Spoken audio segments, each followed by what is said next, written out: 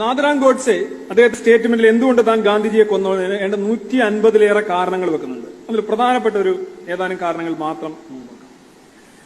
ഒന്ന്, in 1919 people of India wanted General Dyer to be tried for the massacre of innocent people at Jallianwala Bagh. Gandhiji refused to support this demand. Jallianwala Bagh മനുഷ്യരെ പ്രതിഷേധക്കാരെ വെടിവെച്ചു കൊന്ന general Dyer എന്ന് പറയുന്ന ബ്രിട്ടീഷുകാരനെ വിസ്തരിക്കണം എന്നുള്ള ആവശ്യം ഇന്ത്യയിൽ പൊതുവിൽ ഉയർന്നപ്പോൾ ഗാന്ധിജി അതിനെ പിന്തുണയ്ക്കാൻ തയ്യാറായില്ല.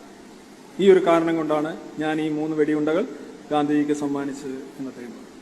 2, the whole India wanted Gandhi to intervene and save Bhagat Singh, Rajguru and Sukhdev from the gallows. Gandhi stubbornly refused on the ground that they were misguided freedom fighters and theirs was an act of violence. Bhagat സിംഗിനെയും രാജ്ഗുരുവിനെയും സുഖദേവിനെയും തൂക്കിക്കൊല്ലാനായി തീരുമാനിക്കുമ്പോൾ അതിൽ ഇടപെട്ടുകൊണ്ട് അവരുടെ ശിക്ഷ ഇളവ് ചെയ്യണം, അതിനായി സംസാരിക്കണം എന്ന് ഗാന്ധിജിയോട് പറഞ്ഞപ്പോൾ ഗാന്ധിജി പറഞ്ഞു, അവർ മിസ്ഗൈഡഡ്, തെറ്റിദ്ധരിപ്പിക്കപ്പെട്ട വഴിതെറ്റിയ പോരാളികളാണ്, അവരുടെ കാര്യത്തിൽ എനിക്കൊന്നും ചെയ്യാൻ കഴിയില്ല എന്ന് പറഞ്ഞ് കൈയൊഴിയുകയാണ് ചെയ്തത്.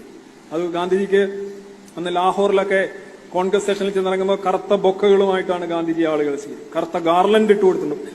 ഗാന്ധിജി എന്ന പല സ്ഥലങ്ങളിലും ഗാന്ധിജിക്ക് കറുത്ത ഹാരങ്ങളൊക്കെ അണിയിക്കപ്പെട്ടു. ആളുകൾ വിചാരിക്കും ഇന്ന് പ്രസ്സൊക്കെ ഇത്രയും ഇതായിരിക്കുന്ന ഇന്ന് മാത്രമാണ് പ്രശ്നങ്ങൾ. അങ്ങനെയല്ല, പണ്ടും ഗാന്ധിജിക്ക് വലിയ തോതിലുള്ള പ്രതിഷേധങ്ങൾ നേരിടേണ്ടി വന്നിട്ടുണ്ട്.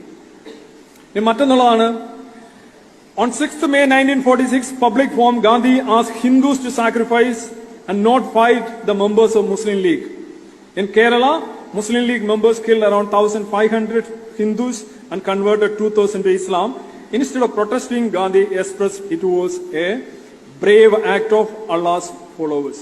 ഇത് നാഥറാം ഗോഡ്സെയുടെ സ്റ്റേറ്റ്മെന്റ് പറയുന്നത്. എന്തുകൊണ്ട് ഞാൻ കൊന്നു? അതിനൊരു കാരണം പറയുന്നത്, 1946 മെയ് 6 ഒരു പബ്ലിക് പ്ലാറ്റ്ഫോമിൽ നിന്നുകൊണ്ട് ഗാന്ധി പറഞ്ഞു, ഹിന്ദുക്കൾ മുസ്ലിങ്ങൾക്ക് വേണ്ടി സാക്രിഫൈസ് ചെയ്യണം, അവരുടെ ജീവിതം ബലി കൊടുക്കണം, അങ്ങനെയെങ്കിലും മുസ്ലിങ്ങൾ തൃപ്തരാകുന്നേ ആകട്ടെ എന്ന് പറഞ്ഞാണ് ഗാന്ധിജി പറഞ്ഞത്. എഴുതിയതൊക്കെയാണ്, ഇഷ്ടംപോലെ രേഖകളുണ്ട്.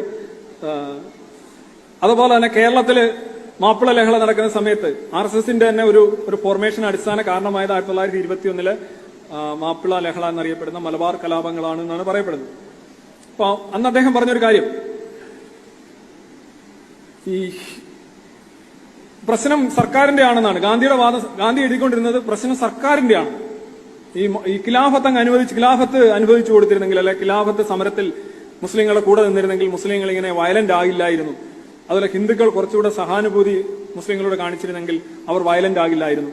അപ്പം പ്രധാന കുറ്റം ബ്രിട്ടീഷ് സർക്കാരിന്റെയും ഹിന്ദുക്കളുടെയും ആണ് എന്നുള്ള രീതിയിലാണ് ഗാന്ധി തുരുതുരെ എഴുതിക്കൊണ്ടിരുന്നത്. അവസാനം അന്ന് അംബേദ്കറൊക്കെ ഇതിനെ രൂക്ഷമായി വിമർശിക്കുന്നുണ്ട് ഗാന്ധിജിയുടെ ഈ നിലപാടിനെ. അവസാനം ഹിന്ദുക്കൾ ഒരുപാട് കൊല്ലപ്പെടുന്നു എന്ന് പറഞ്ഞപ്പോൾ ഗാന്ധിജി പറഞ്ഞത്, നിങ്ങളൊരു കാര്യം ചെയ്യുക, നിങ്ങൾ കൊല്ലപ്പെടുക, അത് വലിയ കാര്യമാണ്, അത് കാണുമ്പോൾ അവർക്കൊരു മനംമാറ്റം ഉണ്ടാവും, അത് നിങ്ങൾ മഹത്തായ ഒരു മരണമാണ് വരിക്കുന്നത് എന്നാണ് ഗാന്ധിജി പറഞ്ഞത്. ഈ കാര്യമാണ് ഗോഡ്സെ ചൂണ്ടിക്കാണിക്കുന്നത്. ഇനി മറ്റൊന്ന്, on several occasion Gandhi called Shivaji, Maharana Pratap and Guru Gobind Singh as misguided nationalist. ശിവാജിയൊക്കെ RSSന്റെ പതാക തന്നെ നോക്കുക, ശിവാജിയുടെ പതാകയാണ്.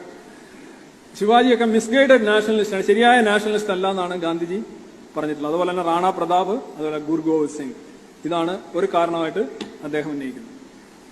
അതുപോലെ Gandhi advised Raja Hari Singh of Kashmir to abdicate as Kashmir had Muslim majority and settle down in Kashi. കാശ്മീരിലെ രാജാവായിട്ടുള്ള ഹരിസിംഗിനോട് ഗാന്ധിജി പറഞ്ഞു, രാജ്യമൊക്കെ വിട്ടിട്ട് കാശിക്ക് പോയിക്കോളാൻ പറഞ്ഞു. കാര്യം അവിടെ മുസ്ലിങ്ങളാണല്ലോ കൂടുതൽ. ഹൈദരാബാദിൽ നേരെ തിരിച്ചായിരുന്നു. ഗാന്ധിജിക്ക് അവിടെ ഒന്നും പറയാനില്ല. 6-1 in 1931 the Congress Committee on Designing Indian Flag suggested that the flag be only in saffron. Gandhi insisted change it to tricolor flag. 1931 കാവി ആയിരിക്കണം ഇന്ത്യൻ പതാക എന്ന് ഇന്റർനാഷണൽ കോൺഗ്രസ് തീരുമാനിച്ചെടുത്ത് പിന്നീട് അത് മൂവർണ്ണ പതാകയിലേക്ക് മാറ്റണമെന്നുള്ള നിർബന്ധം ഗാന്ധിയാണ് നടത്തിയത്. അതുകൊണ്ടാണ് ഗാന്ധിക്കെതിരെ വെടിവെച്ചത് എന്നാണ് അദ്ദേഹം പറയുന്നത്. Number 7, during Tripura Congress, Subhash Chandra Bose was elected president with a majority. However, Gandhi supported Pattabhi Sitaramayya, forcing Bose to resign. ഗാന്ധിജിയുടെ കാൻഡിഡേറ്റ് ആയിട്ടുള്ള പട്ടാഭി സീതാരാമയ്യയെ പരാജയപ്പെടുത്തിക്കൊണ്ടാണ് സുഭാഷ് ചന്ദ്രബോസ് ഇന്ത്യൻ നാഷണൽ കോൺഗ്രസിന്റെ പ്രസിഡന്റ് ആവുന്നത്. പക്ഷേ സുഭാഷിനെ അവിടെ വാഴാൻ ഗാന്ധി സമ്മതിക്കുന്നില്ല. അവസാനം ഗതികെട്ട് സുഭാഷ് രാജിവെച്ച് പോവുകയാണ് ഉണ്ടായത്. ഇത് ഒരു കാരണം. നമ്പർ 8, കുറെ ഉണ്ട്, 150 കാരണങ്ങൾ, പ്രധാനപ്പെട്ട കാരണങ്ങൾ ഞാൻ പറഞ്ഞു. On 15 June 1947, during the Congress conclave, it was decided to resist the partition of India. But Gandhi went to the meeting at the last minute and supported the partition. ഇതിന് തെളിവൊന്നും ഇല്ലാത്തൊരു കാര്യമാണ്. 1947 ജൂൺ 15 കോൺഗ്രസിന്റെ രഹസ്യ യോഗത്തിൽ വെച്ച് പാർട്ടീഷനെതിരെയുള്ള, അല്ലാതെ വിഭജനത്തിനെതിരെ പ്രതിരോധിക്കണം എന്നൊരു തീരുമാനമെടുത്തു. പക്ഷേ ഗാന്ധി അവസാന നിമിഷം ചെന്നിട്ട് അത് മാറ്റിക്കൊടുത്തു എന്നാണ് ഗോഡ്സെ പറയുന്നത്. യഥാർത്ഥത്തിൽ അങ്ങനെയൊന്നും അല്ല കാര്യങ്ങൾ. കാരണം ആ ഘട്ടത്തിലൊന്നും കോൺഗ്രസിന് തന്നെ വളരെ വീക്ക് ഉണ്ടായിരുന്നു. ക്വിറ്റ് ഇന്ത്യ സമരം പരാജയപ്പെട്ടതിന് ശേഷം കോൺഗ്രസിന്റെ കഴിവ് വളരെ കുറവായിരുന്നു. ഗാന്ധിജിയുടെ കഴിവ്, ബാർഗൈനിങ് പവർ അതിലും കുറവായിരുന്നു. ഗാന്ധിജിയൊക്കെ 1940 ബാർഗൈനിങ് പവറും സ്വാധീനവും വളരെ കുറഞ്ഞ ഒരു നേതാവായാണ് നമ്മൾ കാണുന്നത്. അദ്ദേഹം പറയുന്നോടൊന്നും കാര്യങ്ങൾ കോൺഗ്രസിൽ നടക്കുന്നില്ല, കോൺഗ്രസ് പറയുന്നോടും കാര്യങ്ങൾ ഇന്ത്യയിൽ നടക്കുന്നില്ല എന്നുള്ള അവസ്ഥയാണ് 1942 47 ഇടയ്ക്ക് നമ്മൾ കാണുന്നത്. അപ്പോ കൂടുതലും മുസ്ലിം ലീഗിന്റെ ഏറ്റവും വലിയ അഡ്വാൻറ്റേജ് എന്ന് പറഞ്ഞു കഴിഞ്ഞാൽ 2ാം ലോക മഹായുദ്ധ കാലഘട്ടത്തിൽ മുസ്ലിം സൈനികർ ബ്രിട്ടനെ സഹായിക്കാനായിട്ട് പോയി. പക്ഷെ കോൺഗ്രസ് അതിനെതിരെ നിന്നു. അപ്പോൾ യുദ്ധം വിജയിച്ചപ്പോൾ കോൺഗ്രസിന്റെ ബാർഗൈനിങ് പവർ കുറയുകയും ജിന്നയുടെ ബാർഗൈനിങ് പവർ കൂടുകയും ചെയ്തു. അപ്പോൾ മറ്റൊരു രാജ്യം, 2ാം രാജ്യം എന്നുള്ളത് ഒരു വളരെ സ്ട്രോങ് ആയിട്ടുള്ള ഒരു സാധനമാണ്. പിന്നെ അതുപോലെ തന്നെ ക്യാബിനറ്റ് മിഷന്റെ ഒരുപാട് പറയാനാണ്, ഒരുപാടുണ്ട്.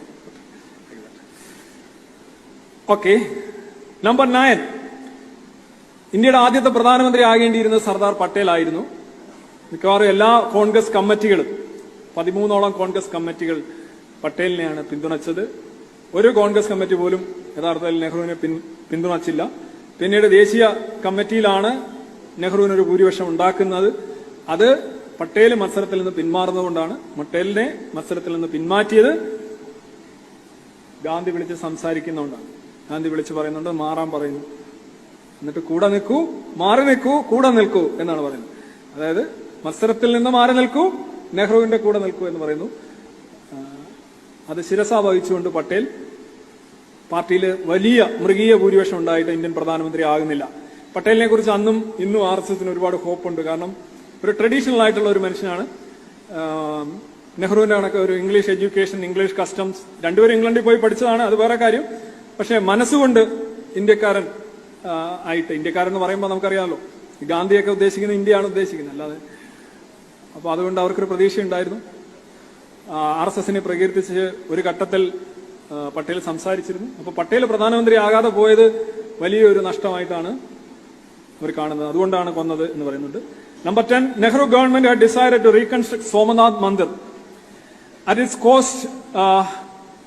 cost, but Gandhi, without even being a member of the ministry, forced the government to reject the proposal. Somnath ക്ഷേത്രം പുനർനിർമ്മിക്കണമെന്നുള്ള പ്രപ്പോസൽ കേന്ദ്ര മന്ത്രിസഭ പരിഗണിച്ചപ്പോൾ ഗാന്ധി മന്ത്രിസഭയിൽ ഒരു അംഗമായിരുന്നില്ല, എന്നിട്ട് കൂടി അതിനെതിരെ ഒബ്ജക്ട് ചെയ്തു. അതങ്ങനെ വേണ്ട, അത് ശരിയാവില്ല, നമ്മുടെ പബ്ലിക് ഫണ്ട് എടുത്ത് സോമനാഥ ക്ഷേത്രം.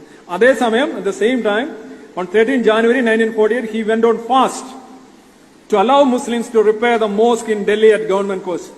ഡൽഹിയിലെ മോസ്കില് പുനർനിർമ്മാണം നടത്തുന്നതിന് ഗവൺമെന്റ് പൈസ കൊടുക്കണമെന്നും പറഞ്ഞുകൊണ്ട് ഗാന്ധിജി നിരാഹാര വ്രതം അനുഷ്ഠിക്കുകയും ചെയ്തു. എങ്ങനെയുണ്ട് എന്നാണ് നാഥുറാം ഗോഡ്സെ ചോദിക്കുന്നത്. Then 11, when Hindu refugees returned to India after partition, some of them took shelter in some mosque temporarily.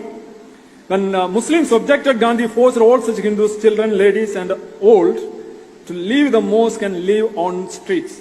അതായത് വിഭജന സമയത്ത് അങ്ങോട്ടും ഇങ്ങോട്ടും പലായനം ചെയ്യുന്ന ഹിന്ദുക്കളിൽ ഒരു കൂട്ടം ആൾക്കാർ ചില മുസ്ലിം പള്ളികളിൽ തങ്ങുകയും അവിടെ ഷെൽട്ടറായിട്ട് താമസിക്കുകയും ചെയ്തപ്പോൾ അവിടെയുള്ള തദ്ദേശീയരായിട്ടുള്ള മുസ്ലിംസ് അതിനെ ഒബ്ജക്ട് ചെയ്തപ്പോൾ ഗാന്ധിജി പറഞ്ഞു, എത്രയും പെട്ടെന്ന് ഇറങ്ങി ഒഴിഞ്ഞു കൊടുക്കുക, അത് അവരുടെ ആരാധനാലയമാണ്, നിങ്ങൾ അവിടെ മാറിക്കൊടുക്കാനായിട്ട് ഗാന്ധിജി പറഞ്ഞു. ഇതേ ഗാന്ധി ഒക്ടോബർ 1947 പാകിസ്ഥാൻ തിരിച്ച് സംഭവിക്കുന്നുണ്ട്. അത് ഞാൻ എഴുതിയിട്ടില്ല. മുസ്ലിങ്ങള് ഹിന്ദുക്കളുടെ ആരാധനാലയങ്ങൾ അല്ലെങ്കിൽ അവിടെ അഭയാർത്ഥികളായിട്ട് വന്ന് താമസിക്കുമ്പോൾ അതിനെ കണ്ടോൺ ചെയ്യാണ് ഗാന്ധി. നമ്മളത് ചെയ്യണം എന്ന് പറയുകയാണ്. പക്ഷെ മുസ്ലിങ്ങളിനകത്ത് നിങ്ങൾ നിൽക്കരുത്. എല്ലാ ത്രൂ ഔട്ട് ഇങ്ങനെ ഒരു സാധനം ഗാന്ധിജി ചെയ്യുന്നു എന്നുള്ളതാണ്. കഥകളൊക്കെ ഉണ്ട്, കഥകളിലൊന്നും പറയാൻ സമയമില്ല. Then, in October 1947, Pakistan attacked Kashmir. Gandhi went on fast and forced the India government to pay Pakistan a compensation of 55 crores. ഈ 55 crore കൊടുക്കാനിരിക്കുക, ബാക്കി കൊടുക്കാനുള്ളതാണ്. കാര്യം ഓരോ റിസോഴ്സസ് കൊടുക്കുമ്പോൾ പൈസ വന്ന് കൊണ്ടുപോകാനുള്ള കച്ചവടത്തിന്റെ പൈസ പാകിസ്ഥാന് കൊടുക്കാനുള്ളതാണ്. 55 കോടി ഉണ്ടായിരുന്നു. പക്ഷേ ഈ പൈസ കൊടുക്കുന്നതിന് മുമ്പ് തന്നെ രാജ്യത്തെ അവർ ആക്രമിക്കുകയാണ് ചെയ്യുന്നത്. യുദ്ധമാണ്. ഇപ്പൊ നമ്മുടെ റിസോഴ്സുകൾക്കുള്ള ഒരു കടന്നുകയറ്റമാണ്, രാജ്യത്തിന്റെ പരമാധികാരത്തിനെതിരെയുള്ള ഒരു കടന്നുകയറ്റമാണ്. ആ യുദ്ധം വന്നു കഴിയുമ്പോൾ ഈ കൊടുക്കലും വാങ്ങലും ഒക്കെ അവിടെ ട്രാൻസാക്ഷനൊക്കെ സ്റ്റോൾഡ് ആവും, അവിടെ നിന്നു പോകും. പക്ഷെ ഗാന്ധി എന്ത് ചെയ്തു? ആ സമയത്ത് ഗോളടിക്കാൻ ശ്രമിച്ചു എന്നുള്ളതാണ്. ആ പൈസ ഉടനെ പാകിസ്ഥാന് കൊടുക്കണമെന്ന് പറഞ്ഞു. അപ്പൊ പാകിസ്ഥാനിൽ ഗാന്ധി വളരെ പോപ്പുലറായി, ഇന്ത്യയിൽ വളരെ അൺപോപ്പുലറായി എന്നുള്ള വാദമാണ്. അങ്ങനെ നെഹ്റു ഒക്കെ ഷോക്ക്ഡായി. ഇവിടെ യുദ്ധം നടക്കുന്നത് എങ്ങനെയും ശരിയാ. അപ്പോഴാണ് ഗാന്ധി പറഞ്ഞത് 55 ലക്ഷം കോടിയുണ്ട്, അത് കൊടുക്കാൻ പറഞ്ഞു. അവസാനം പൈസ കൊടുക്കുന്നുണ്ട്. അതിലാണ് രണ്ടാമത് ഈ ഫാസ്റ്റ് നടത്തി ഗാന്ധിജി വിജയിക്കുന്ന രണ്ടാമത്തെ ഒരു കാര്യം ഈ 55 കോടിയാണ്. പിന്നെ ആ ഫാസ്റ്റിംഗിൽ 55 കോടി മാത്രമല്ല ഗാന്ധിജി ഉന്നയിച്ചത്, ഈ വർഗീയ ലഹളകൾക്ക് ശമനം ഉണ്ടാവണം എന്നുള്ള ഒരു അഭ്യർത്ഥന കൂടിയായിരുന്നു അതിലുണ്ടായിരുന്നത്. ഗാന്ധി മരിച്ചില്ലായിരുന്നെങ്കിൽ എന്നുള്ള ഒരു സെക്ഷനോടുകൂടി ഞാൻ അവസാനിക്കും. ഗാന്ധിയെ കുറിച്ച് സ്റ്റേറ്റ്മെന്റിൽ നാഥറാം ഗോഡ്സെ